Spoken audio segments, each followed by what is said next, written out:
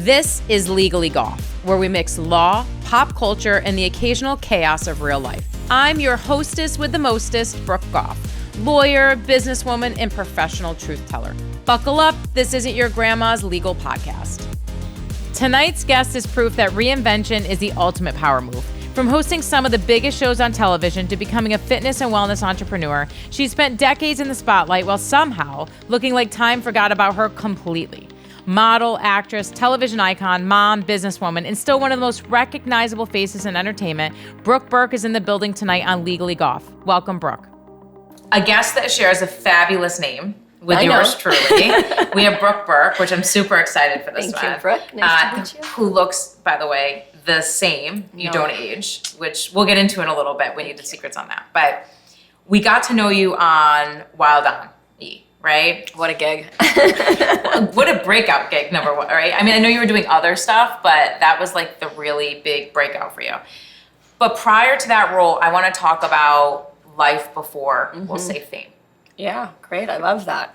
I don't get asked that question very often. That was an unexpected gig, and life was very normal before. Well, I don't know what normal is, honestly. Also from Connecticut. So I was born in Hartford, grew up in Arizona, total tomboy, very like middle, lower class family. I would say super normal, foundational, pretty cool parents. Never thought I would be in the business, never really strived to do that. Wanted to be a businesswoman. I studied business advertising, but I auditioned for Wild On in a random interview that somebody literally talked me into. Like I went in there in a t-shirt and a pair of jeans, not giving a shit about shit. Yeah. And I just remember I had a zest for life and I was super green and I wanted to travel, and I came from such a simple upbringing that the producers literally at E said, "Do you want to go to Spain and do a trial show?" And I was like, yes, sure. What does that mean? Doesn't matter. Yes, yes, let's go. So it was kind of like, downhill from there. I thought I was going to be a newscaster. I was studying. Newscasting would have been great. I thought so too, but I remember sitting at UCLA. I loved school, wasn't fully prepared for that, by my parents because it wasn't like a super important topic in my household, but I wanted to learn and I was working, putting myself through school, and I was studying broadcast journalism and business advertising, and I remember sitting in a classroom. It was Fritz from like Channel 4. I don't know if you know that name. And I remember listening to The Life. He was like, "You're gonna be eating out of a vending machine, you're gonna be up at 2 a.m. and like the goals are Chicago, New York, LA. And the lifestyle that he was describing did not sound very, very appealing. And I remember walking out of that class and thinking, I don't know if this is really the direction I'm headed. And then I strangely got the gig at E, so it was a gentle exit. Well, the show was crazy. It was so fun. Were you having as much fun as it looked like you were having? Well, let me shock everybody for a moment. It was reality before reality. So young producers, super excited, literally thirsty to travel the world, kind of making it up. We would have a concept. We would get to a foreign country. We had a cameraman, a sound man. I did my own hair and makeup. It was just me, 2 young producers, and a hall pass to like go travel the world. So you could imagine what that looked like. But we would arrive at a destination with a potential format and then kind of meet some locals and throw it all away and just become local. So we had a really cool opportunity to travel the world and to see it as a local rather than an American, visiting a country. So I really dug that. And I think I got my greatest education on the road, loved traveling, loved exploring culture. But I got pregnant right when I signed. I was not married, and I got pregnant with my first daughter, Naraya, right after I signed my deal at E. So you can imagine, I think I was 27, just signed the gig of my lifetime, I thought. And now I'm pregnant, and I've got to march into my producer's office and break this news, and I'm not married, and I just got signed to be the bikini girl traveling the world. So scared to be a mom, because who isn't when they find out? And no one was a mom at the time. None of my friends were moms yet, and I was just beginning my career. And I always wanted to be a mom, though. So for me, it was actually great news. Like, I really wanted to be a mom. And I spiritually felt like this is the time, and, scared to walk into that office, tail between my legs. But at that time in entertainment, they had to support you. supposedly had to support you, and they did. And I was like, listen, I'm pregnant and I'm going to throw you a curveball, but everything's going to be okay. I can edit. I can do it. They're just like looking at me like, who is this crazy young girl? I'm like, listen, everything's going to be fine. And it was. I worked all through my pregnancy, and it was sort of less and less and less of me. You know what I mean? Yeah. Pulled that off. Fortunately, knock on wood, I had a great pregnancy. And then I got right back on the road like 3 months after having Naraya. Crazy. I probably would never do that now. But I didn't know better. So I was like, we're a package deal. Brought a nurse with me, wore my child, didn't have all the stuff. It was super simple. I didn't know any other way. And she was awesome. And she's probably my most resilient, healthiest child, where people now go, were you nuts? You went on the road to do it with a newborn? I didn't know anything different. And so I think I was calm and she was calm, and it all worked out. But the public didn't know that at that point either. Nobody knew that, because I would go in, I would do my stand-ups, I would send my crew and I would do my toss out, and then I would go home and go to bed, or I would, because I was pregnant, and then when I had my baby, I would go back to the hotel room and take care of my daughter. But we still were able to hit everything we needed to hit during the day. And for a while, that show was awesome. I mean, it was about travel and international culture and a little bit of food. And then it became the party. And then it really became the party. And then it got super wild right about the time where I had to back out. But I had the time of my life. We did 40 countries in 2 years. 40. It's insane. I think she filled up her passport by the time she was 2 years. It was awesome. And a little crazy, and I would do it all over again. I loved it. I loved everything. You know what's awesome is that most moms in their first 3 months, we can barely, I have a 2.5-year-old. Okay. We can barely like get our shit together to make coffee without putting We think that. Yeah. And so the fact that you 3 months after, we're like, let's go hit the road. I mean, how could, back then? I know, it sounds crazy. I remember going into my pediatrician's office and I was like, I'm going to Belize. And he's like, you can't go to Belize. Your Naraya hasn't had all of her shots yet. And I was like, I'm not leaving my child. I'm committed to attachment bonding. We're going to the jungle. She's coming with me. So you got to give her the shots, or we're going anyway. So it was a little crazy. I don't want to say irresponsible, because I had a World Health. I had a nurse who had worked with World Health. So she was like on it. And we didn't have all the stuff and all the extra things. We kept it really clean and extremely sanitized and very natural.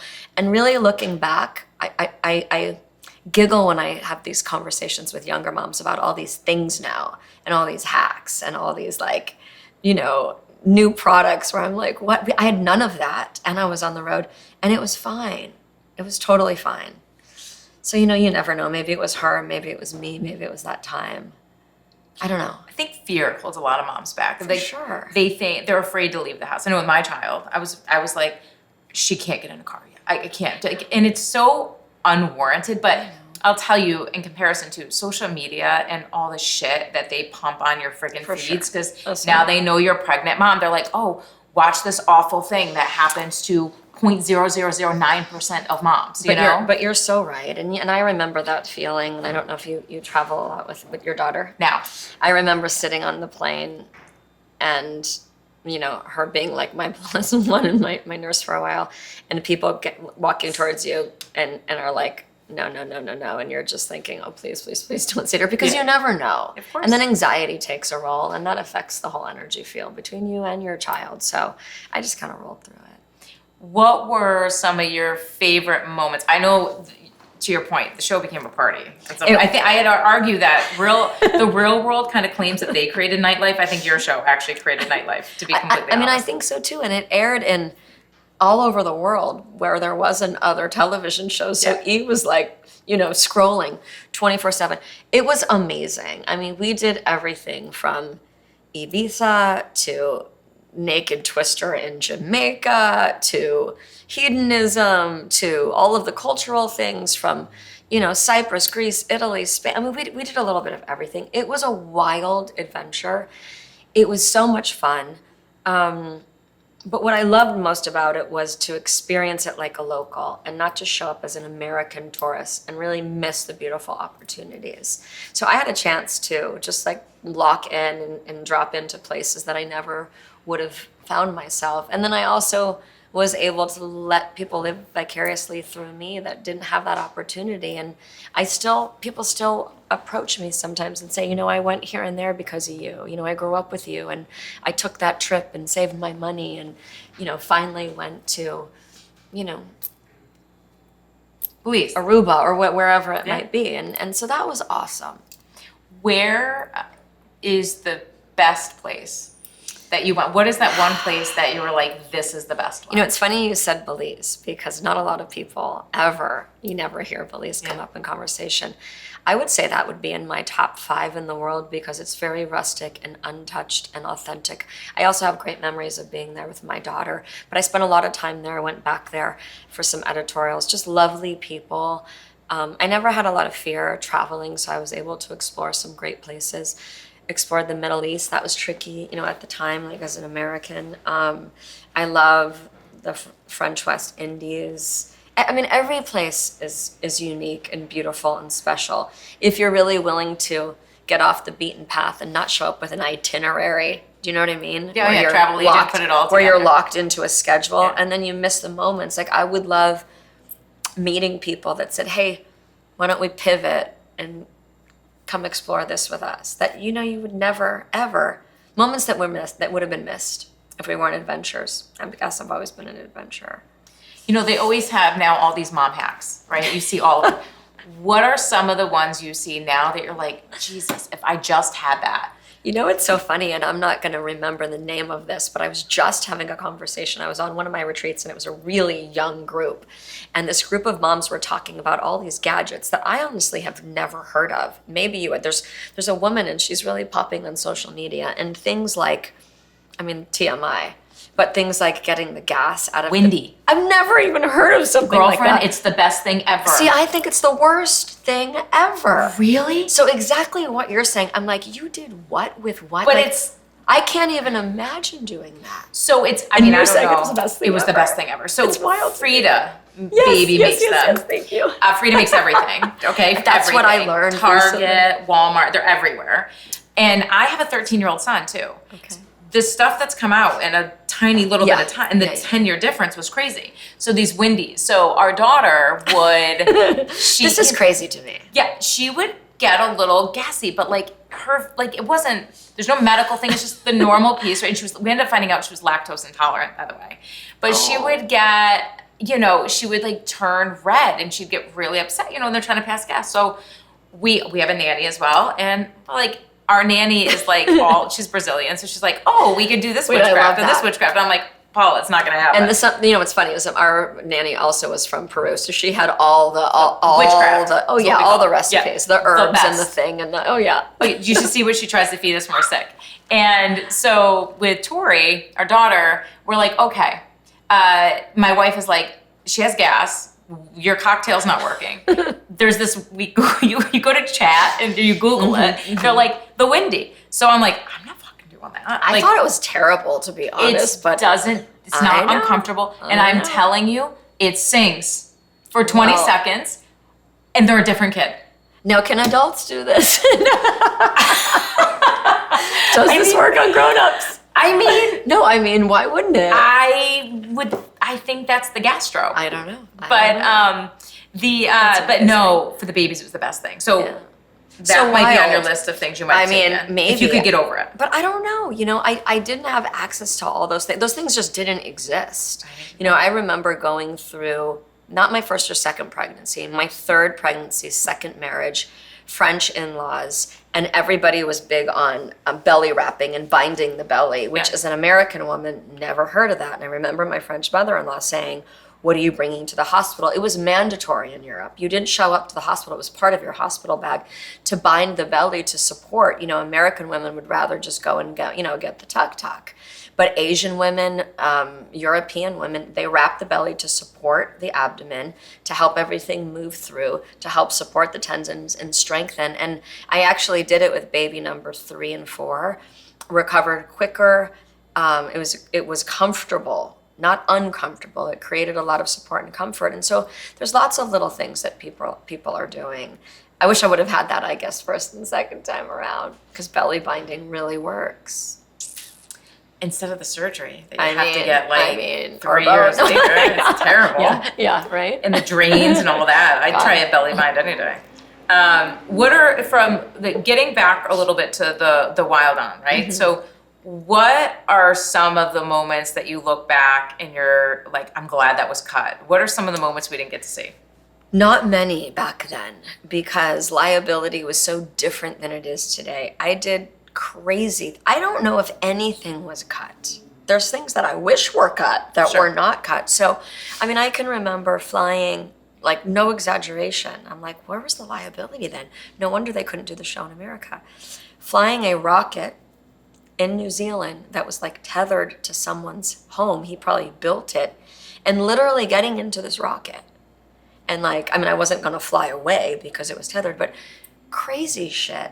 Doing like an open water dive in Australia, like we're great, like with dolphins. I mean, just crazy things where they're going to like send out a shockwave for the sharks, but I'm going to go swim with dolphins.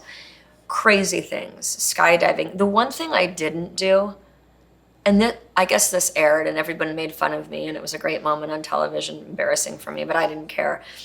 I skydive. I love it. I love to do adventurous things. I'm definitely an adrenaline junkie, but I went up to the second highest jump point, a bungee jumping destination. I think it was in New Zealand. Crew, big moment. We traveled far and wide for this experience and a big payoff TV moment.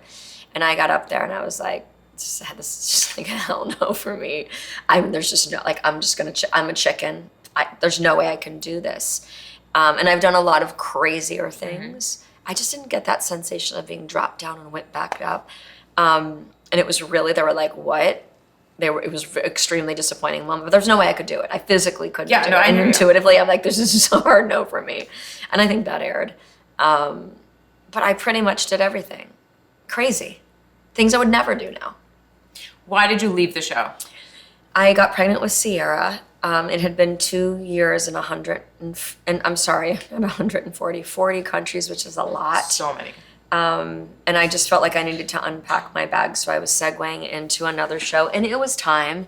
And then the show got a little more provocative, and it was quite a party, and I just couldn't roll like that. I wasn't going to get back on the road. I'm not that crazy with 2 kids, and I just think it was time. I think I did what I needed to do, and it was a great run, and I loved it. And to this day, it's still one of the epic gigs that I've had, and I've done a lot of really cool things.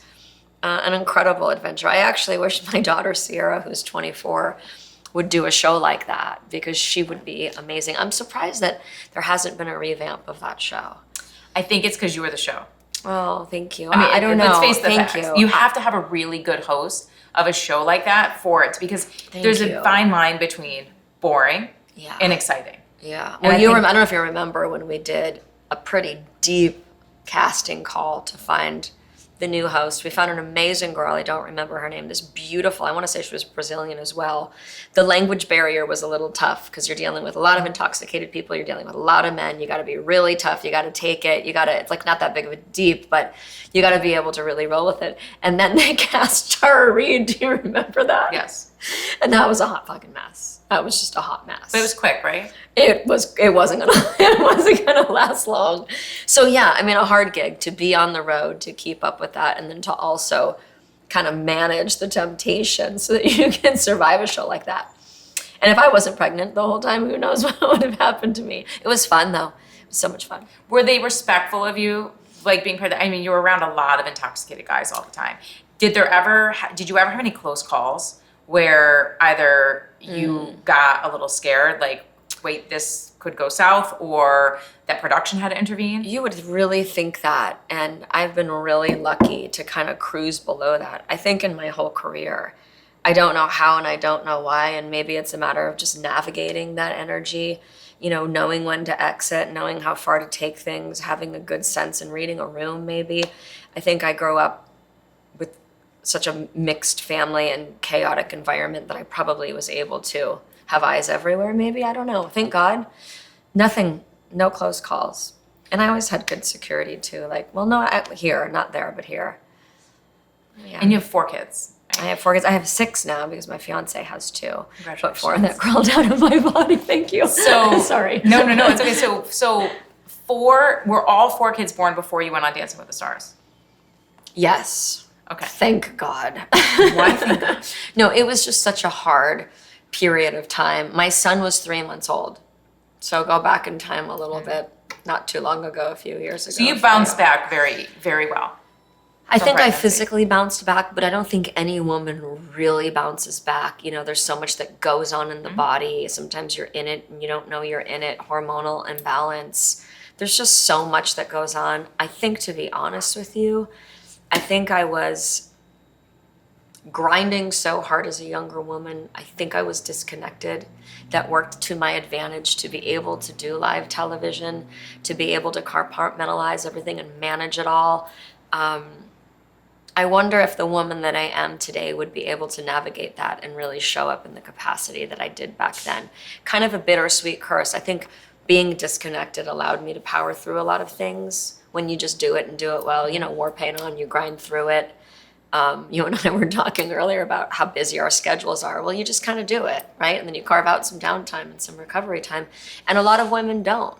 A lot of moms don't. And I think that's when they burn out and go down that rabbit hole and really forget who they were before they became mothers. And I do a lot of work today as a more seasoned woman and mother, a lot of transformational work. And I work with a lot of women. And what I love the most is working with women and reintroducing them to themselves and helping them find that woman behind the scenes, because becoming a mother is so confronting and such a wild ride and so beautiful and so freaking hard. And it's just all things, right? We get Being that a parent moment is where you all look things. into a mirror and you're like, who is this person? You Who know? is this person? And am I just someone's mother and someone's partner? And really, who am I? And I'm different who I was, who am I becoming? Like, it's a whole thing. I've learned so much from my children. And I would do it all over again in a similar way. But my younger kids didn't get all of me. My older kids didn't get all of me. My younger kids, more of me and a better version of me. And they're all so different. And if you were to ask all of them, they would probably describe a completely different woman. I'm like, hey, we all think it's just the same me, but we're not. Every experience, every challenge, every child, every relationship, every marriage, I mean, it changes us, right? And I'll say 3 months and you're in a Dancing with the Stars, which is to me crazy because It was crazy. People talk about this journey Yeah. and what you guys have to go through. I mean, that's just crazy to me. I'm telling you, 3 months, I was still like taking my afternoon naps, right? So Listen, my hat goes off to you. Thank you for saying that, for recognizing that. I don't hear that from a lot of people because you got to put yourself back in that hormonal freaking roller coaster to even imagine. It was a really tough time in my life, and nobody knows that or sees that because, you know, it's all glitz and glamour, and the ballroom is such an amazing experience. It was terrifying. It was really hard. It was 7 days a week for 3 months because I made it to the end. I thought I would stick around for a few weeks. Then the night shift started as soon as I got home because I had a baby and 3 other children. And I don't know about you, but when you're a busy mom, you're trying to make up for it with quality time, whatever time you have to give. And the guilt. And the guilt. I don't know how I did it. My relationship was on the rocks. It's just like everything was happening. It was, again, disconnected. And I just started touring with a talk that's called The Power of the Pause. And I'm paying tribute to the reality that I was grinding so hard that I couldn't even hear the music on that show. So to think about doing a reality competition that's a dance show, true story, I couldn't hear the music because I just wasn't fully in my body. And maybe that's what allowed me to do it.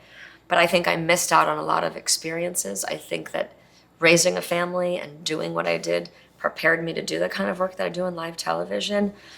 But I didn't really understand pace and presence as a younger woman like I do today. If that makes sense, you might still be in that place that I was in. I'm much older than you are. I'm working through it. But you know, we're in a business right now where slowing down might mean falling behind. Slowing down might mean becoming obsolete. Like we're taking advantage of all these opportunities because we're in the industry, because we can, because we're women, because we're really strong. But is that really strength?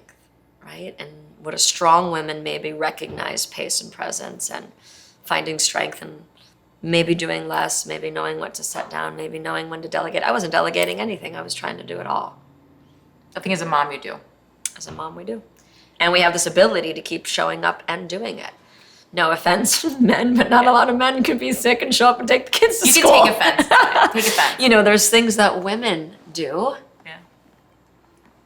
Because we can. superheroes. Yeah, we're superheroes. It's like a bittersweet curse. The casting for the Dancing with the Stars, did they just call you one day and say, hey, we want you? Or did you have to go to The casting is wild. tryouts? How did that go? I was a host. I was a live television host. And my team, not that I would have ever had the opportunity because live television doesn't come along very often. You had American Idol at the time, Dancing with the Stars, The Bachelor, that was kind of it. And a bunch of other, you know, really cheeky shows. They wanted me to hold out and to host a show like that. When is that opportunity ever going to happen? And I said, I really want to dance on the show. And they were like, absolutely not. Are you crazy? And I said, I want to dance on the show because that's going to give me an opportunity to really get in front of America, like just me, like raw me stripped down without a team, not just like reading a script in live television, like the real part of me. And maybe America will respond to that and maybe they'll dig that. But like being a host, it's just a live television opportunity, a scripted opportunity. So they were like, that's crazy, Brooke. And if you don't do well and you don't win, you're forgettable. And how are you gonna do that? I'm like, I don't know. But I really wanted, I don't know why something was calling me to do it. So kind of against everybody's opinion, not unlike me, by the way, I decided to go through the process. And I got the gig, and I don't think anybody knows what they're really getting themselves into on that show. It's really hard to do something that you've never done, to learn how to train like an athlete. That's why the athletes do so well, because they know how to show up, they're clutch under pressure, they know how to train, they're used to it. I wasn't an athlete and I wasn't a dancer. So this was like a whole new thing for me. And I had 4 kids at home. Anyway, I'm glad that I did it. Winning helped somehow on a whim and a prayer. That wasn't planned. I think I worked harder than everybody else. Maybe that's part of it. It wasn't just talent. Like we really worked. And Derek was so tough in a great way. But he was meticulous and he was a perfectionist and he wasn't afraid to demand that. And I took it. And I took that tough love. And I think that made us rise and really made us show up and do it well. And then that allowed me to host the show. Were you super pumped that you got Derek when you found out? I'm so sorry. No. I wanted Derek and yeah, I really was. And I'm sorry, I keep kicking you. And that was his first win. And so he and I kind of shared that fear, that nervous energy, that excitement, that uncertainty, which I think brought a lot to our performance. That was his first Mirrorball trophy. And then after that, you know, those kind of wins in life give you so much confidence. He's done so many amazing things, and he's an unbelievable choreographer and pro. I was lucky to have him, yeah. Do you still keep in touch with him? Not much, and just because of life. You know, and I made a comment many years ago, you're probably aware of it, that ended up being headlines everywhere about this really honest reality that it's a very sensual experience. It's extremely provocative. It's extremely intimate. And I made some honest, I never took it back, comment about, I shouldn't repeat myself, but I don't really care. It was something about I don't know, it was some sensual comment. Sure. And all I was really talking was about the intimacy and the vulnerability and the connection that you have on the dance floor that really translates. And without really humanizing that, we wouldn't have had the chemistry that we have. But I have so much respect for him and his marriage and his family. And I think life, we've just been busy, so we haven't really connected. I think that viewers, when they watch any season of Dancing with the Stars, they sit back and they assume they must have slept together. Yeah. Because there's so much chemistry. There's no way they're not sleeping together. But then on the flip side, you're maybe they want to sleep together. They have it, which is making their performance so great. Well, that chemistry works for you. Now, some of them have slept together. Sure. Some of them shouldn't sleep together. I was in a monogamous, committed relationship, so it wasn't even an option. Not that he would have, but I think that tension. And if it looks like that on the dance floor, awesome. then you're doing it. Then you're really dancing with your heart and with passion. And that's what I was trying to translate. So thank you for asking it that way, because if people think that, then you're telling a love story on the dance floor. And that's what it's really about. That's what art is about. Music, dance, movement, all of it, right? I mean, if you didn't watch something like that and feel something inside, then what kind of a story are we really telling? So thank you for saying it that way. And what, was there a week? I'm sure there were a couple, just because, by nature of a competition. Was there a week where you were like, I'm going home? So many. Oh my God. I really struggled with choreography. I was super fearful. I told you I was disconnected.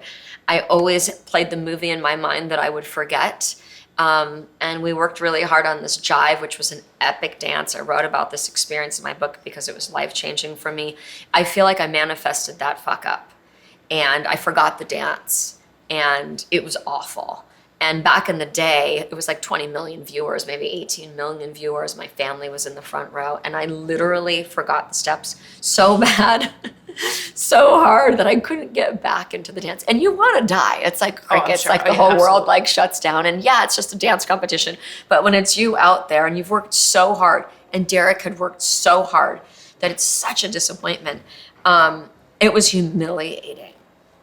And that was a night where I had 2 dances. And I remember thinking, it was the semifinals also. So I got the lowest score in the history of the semifinals on the show. Awesome for the producers. They're like, yes. Horrible for me. And I remember thinking and saying to Derek, I can't go back out there. I physically can't go back out there again.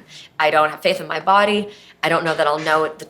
We had a salsa choreographed. I'm terrified. I was terrified anyway. Why am I doing this? Why do I keep choosing such scary things in my life? Why can't I just go get a normal job? It was terrible. And then having to do it again, and knowing now that as hard as I've worked, my body, like I couldn't remember, awful.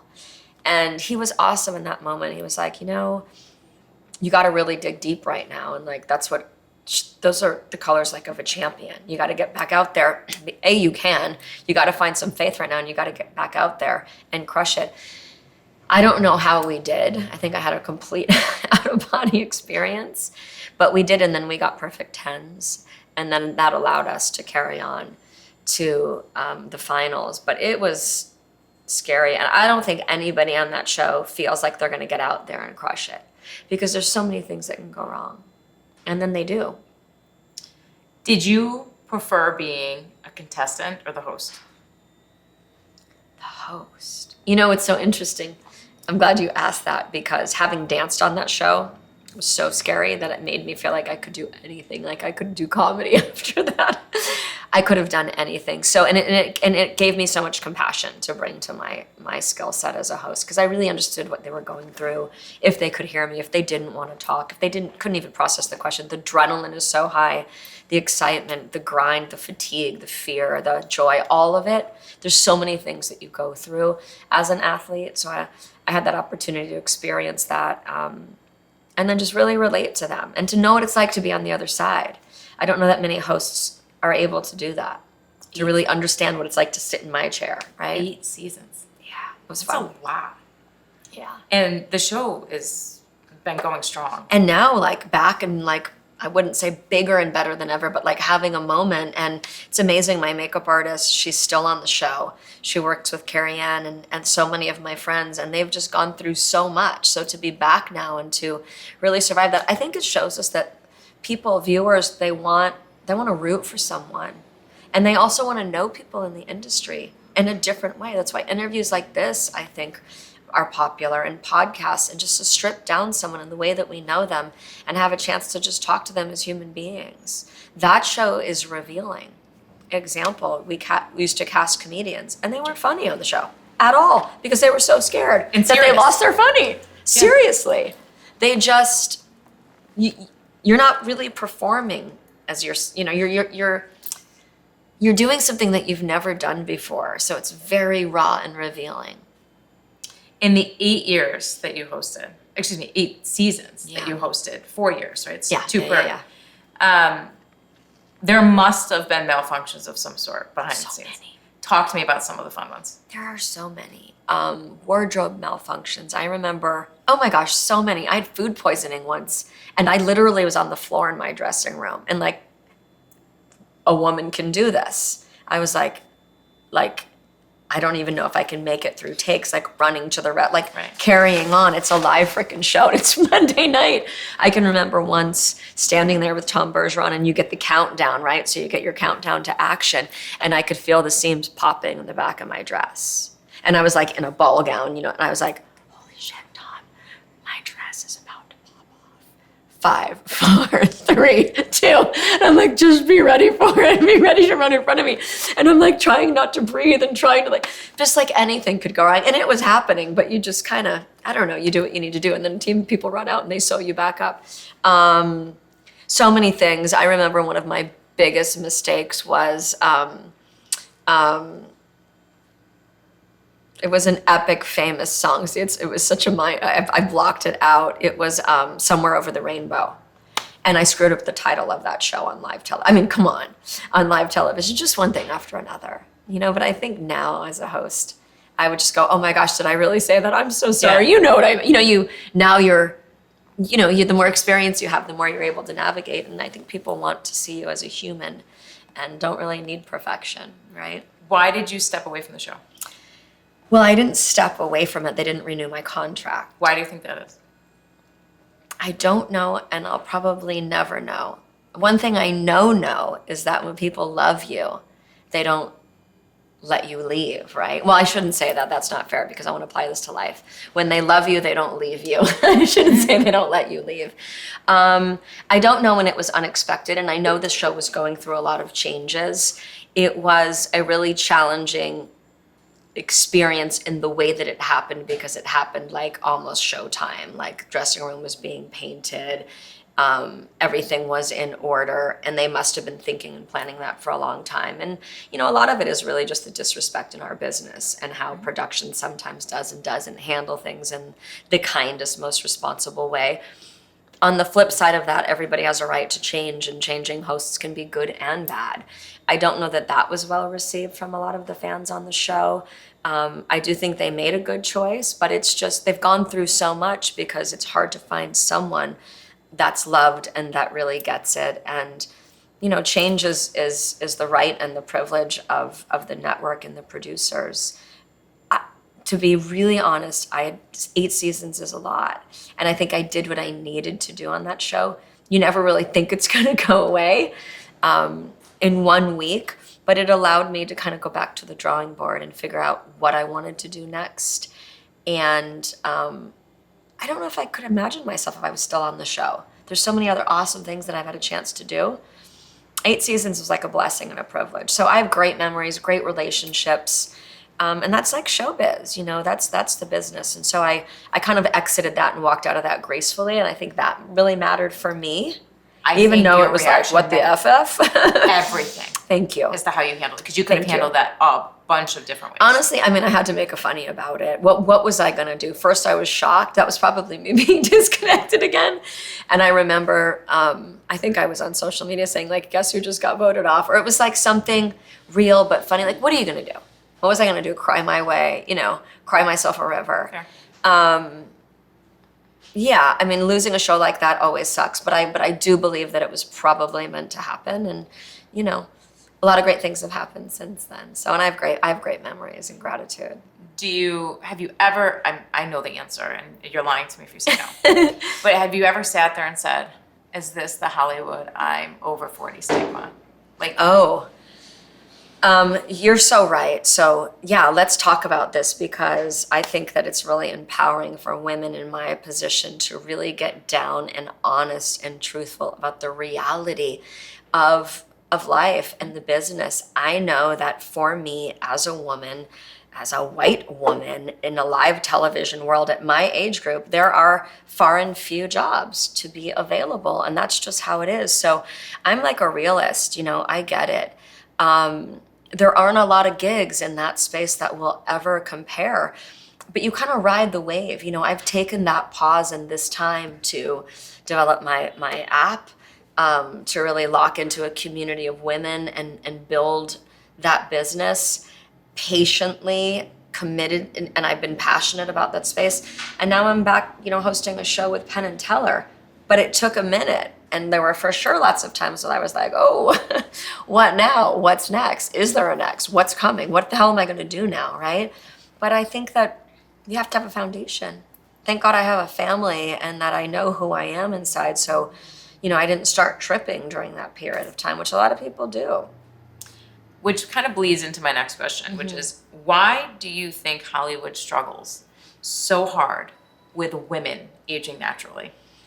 Men, it's like fine wine. Yeah, We celebrate it, right? You're so right. Women, we punish them. I mean, my hat goes off to Pamela Anderson for what she's doing right now. God, I respect her so much. Wish you could do the same. I'm like the documentary. I mean, awesome. Look, let's have the conversation. Would I choose to do that? No. Do I have mad respect for her?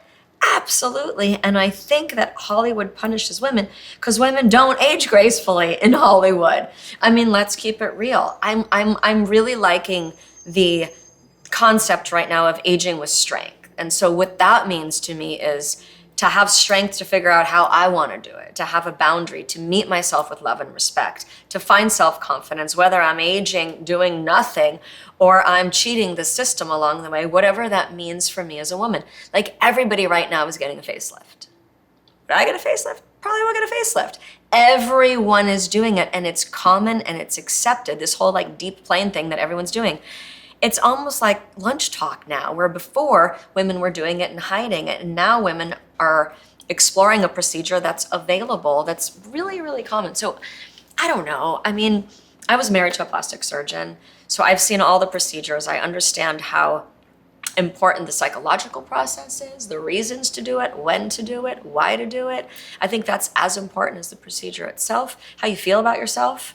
If I was living in, I don't know, on a farm in middle America and not in the industry, my life would look different. While I'm here and I'm in it, I spend a lot of time taking care of myself. Does that mean that it has to be surgical, tweaks along the way? Maybe, maybe not. I just think there's freedom right now with women in their decision-making process. And we just don't see women aging naturally. And if we did, I really dig like white gray hair right now. Like, love it. Is that going to be me soon? Maybe. I would love to stop dyeing my hair. Let me tell you what I could do with the amount of time that I have to, you know what I'm saying? But it just, you got to really find your own self-confidence and your own freedom in it. I think people see you and they're like, this chick, she's got great genes, clearly. 4 kids, bounces back. Thank you. Hollywood, the whole thing. But you've also had struggle. I think people see celebrities differently and forget you're human just like everybody else. Thyroid cancer survivor. I mean, talk to me about that. How scary was that? What did you learn from that experience? I've learned so much about my body with all the medical challenges. And you're right. So thank you for saying that. I mean, from the outside looking in and what we portray on social media and how people read about things, it's so different from reality. I remember being married to Garth and having our 2 kids and getting back in shape. And we had a policy, not we, because I would have loved a little help from him, but he never wanted to operate on his wife, right? But everybody thought because I got back in shape, I went in and had the mommy makeover, and I got no credit at all for nutrition and commitment and fitness. So that kind of sucked. But again, that's just the world that we're living in. I think that people assume that I have a driver and a chef and a trainer and a full staff and perfect health, by the way, because I know how to care for my body and meet my body and manipulate the hell out of my system. None of that is true, by the way. I have a handful of autoimmune diseases. I had thyroid cancer, and I was open about that mainly because I've stepped up to be an advocate for women's health, to live out loud and to shed light. Look, menopause right now is having a moment. And you're not even there yet, thank God. But thank God that a woman like you is going to be far more prepared than my mom and than a woman like me, because we're not whispering anymore and we're lifting the shame and creating a stigma-free dialogue, I hope, in the world so that we can do what we want, be who we want, love who we want, become who we want. So I'm like a big believer in that. And we could talk about that for hours. I want women to find freedom to whatever the hell they want, with their bodies, in their life, whatever they want. And it's a new time, and it's really a new dialogue. But I think that we have to get rid of shame, like in all areas. And we have to open up a dialogue that's ours to have or not, by the way. But in the, the work that I do with women and the transformation work, most of it is about creating a space where freedom lives. And like that gives me goosebumps. You teach a woman where freedom lives, and it opens up all the possibilities for her to be whoever the hell she wants to be. And that's hers to do. And I just, I'm raising 4 daughters. I have 2 sons. Like, they get to be badass, strong women and decide who they want to be, how they want to be it. And, one of them's a little rough around the edges and a feminist, and she doesn't have a lot of finesse. And I freaking love that about her. You know what I mean? And she does what she wants to do and says it how she wants. She's not afraid to really offend anyone. Does that work in all areas of life? Not always. She'd be a lawyer. She'd be great. You know what? Okay. She needs to go to law school. I have such respect for freedom. I really do. Brooke Burke body. This is blown up. We're getting there. What? It's definitely made an impact. And I think it's made an impact across the board. It's funny, it's more than a brand, it's a message, right? And that's something you take out of it when you look it up and you explore what you're doing and how you're doing it. Explain to me, what was your purpose in creating this brand? I appreciate that. It started out as a fitness app because I wanted to show women how to care for themselves, but it quickly segued to a campus for education. And now it's more than just functional fitness. It's a platform. It's built on community. It's a space for women to show up, support each other, their challenges, their triumphs, what's working, what's not, what's hard, what's productive in life. A space for education as it pertains to female health. Mindfulness, meditation. It's not just fitness. Like, that's the easy part, really. Yoga as therapy, ways to lower your stress levels, to regulate your nervous system, ways to meet yourself, ways to explore how you want to walk through life. And I kind of geek out on a little bit in the world of biohacking and blue zones and all of these things that are extending the lifespan. I used to think that I was going to live to be 80. Just because of all my health challenges. Now I think I'm going to break a record. I plan to break a record, God willing, because we can learn and we have access to so much. But, the study of the blue zones, it's really simple. It's community, it's mobility, it's not fitness, it's moving your body. It's meeting your body, I think, with love and respect and joy. It's lowering your stress, whether that's optimal sleep or movement or something that brings you joy or time with your partner. Doing the things that you love doing, like all of these things that allow you to live a less stressful life extends your lifespan. Everybody's talking about longevity. Well, okay, but what about how we're living as long as we're living here? And so that's what it's really become. And it's become a space for community, transformation, a space to really accomplish goals and to find things, by the way, in the fitness world that you enjoy doing that are really fun, that fit into your life so that you can do them, so that you can be consistent, so that you can change. Otherwise, nobody's going to keep doing it. That's why fitness has like a 3-month lifespan. Yeah, 3 months is even longer than I thought it was. 3 months. New Year's Eve, I think is what they say is the busiest time for gyms. It's the busiest time, but then I think the stat is, correct me if I'm wrong, but I think it's like January 17th. You've already fucked up your New Year's run. You've already missed out. You shame ate something and it's over. Yeah. So it's like, why wait for that? So I'm really about developing a lifestyle, really fueling your body, living with joy. And it's not just all happiness. Like, my greatest moments haven't been happy moments. They've been hard, real hard moments that are learning moments, pivotal moments, but bringing more joy into your life. And one of the questions that I ask a lot of people, even in transformation work, is like, what percentage of your day do you spend doing joyful things? And some people are like, huh? They're like, what do you mean? I'm like, exactly. How much time in one day do you spend doing joyful things? And if it's not a lot of time, you got to figure out what works for you and how to carve out, I don't care if it's 10 minutes, 30 minutes. People see you in great shape. You're over 50. I mean, you're killing it. Thank you. Right? Thank you. And you're super into fitness. You've always been. But what's the cheat meal?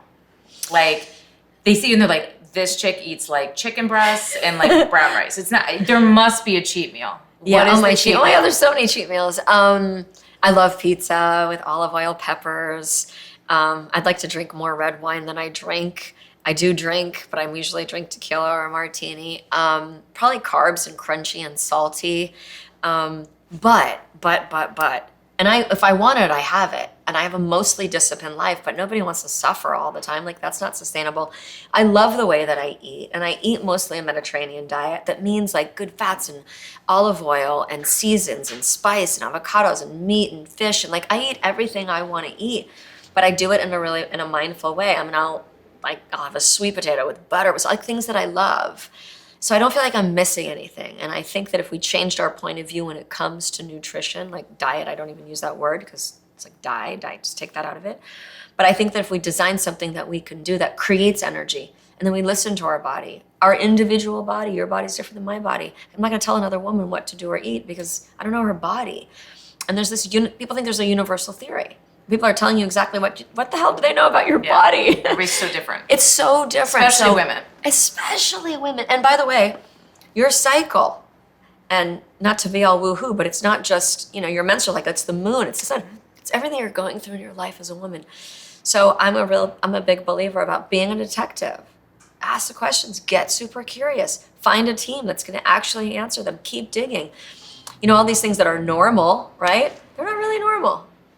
I always say working out's like a telephone to your body. And I'll tell you, after I had my child, I started working out again in December of this year. Okay. And I do about 5 days a week. Good. You forget that, and that's what we got to get through the first 4 weeks. You forget that your body doesn't want the shit anymore. It right. tells you what you need, the olive oils, the good fats. That's all you want to eat. So if you put a bag of chips in front of you, or you put a beautiful piece of amazing cooked salmon, right. It's not that you're eating that not to take the calories in. You're eating it because that's what your body's telling you it needs. You're so right. And if I'm sitting at a dinner table, because my fiance loves freaking French fries, I'm like, you have to order French fries every single time. But of course you're going to eat them and want them. Who doesn't love French fries? But what you said is true. And I like to break it down in a super simple way that I hope sticks with people. Use your body as data. Use your body as freaking data. It has so much to tell you.